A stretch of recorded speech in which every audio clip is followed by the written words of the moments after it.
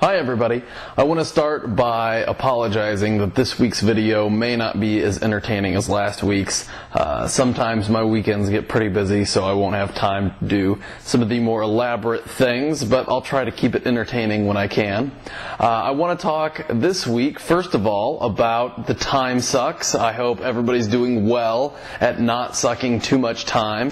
The good news is that we have 4 or 5 people who are close to finishing their first drafts and they can start memorizing. So hopefully we'll be on our way to awarding the first winner of Ethan's Elite Sweatshirt. The second thing that I want to talk about this week is interp pieces. I'm seeing a lot of interp come in, some prose, some poetry, some duo, and I thought it would be nice to have a quick refresher course on how to put together and cut a basic interp piece.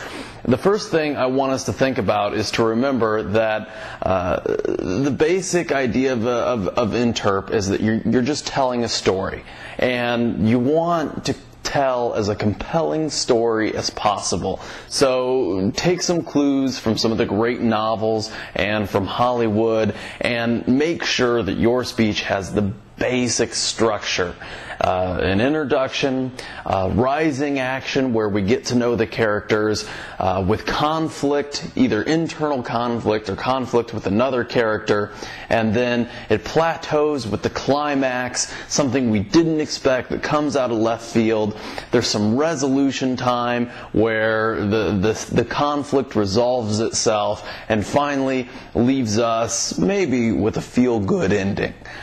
Maybe the feel-good ending is a little too cliche, but it always seems to work. So make sure that your speech has all those elements. All of those elements are important, not the least of which, I think, is the character development, getting to know your character. The first 5 minutes of your speech have scenes where we begin to see how the character acts, who it is.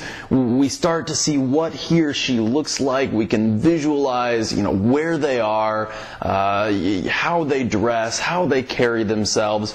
And when you cut the piece, make sure that you're cutting from text lines that give you some clues into those characters. How old they are, what they like to do, where they might work, where they might live, as many clues as possible.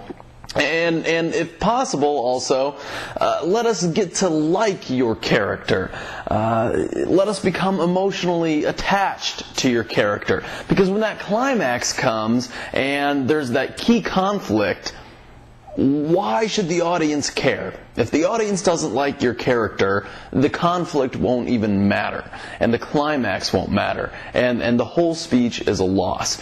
Your character doesn't have to be someone that you would personally like. Maybe the character is sort of a mean character, but if it's kind of a mean, sassy character that the audience can really get behind, that is something that will appeal in your speech. So again, just make sure that you have those little character traits in there, that the audience can become to know them and like them, develop an emotional attachment to them one way or another, so that climax is that much more impactful.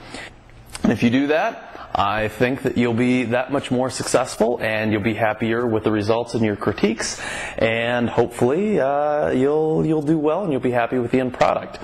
All right, I'll see all of you on Wednesday. Oh, and one more last comment. I got some feedback last week that people were excited that they saw the McCain sticker on my refrigerator in the background.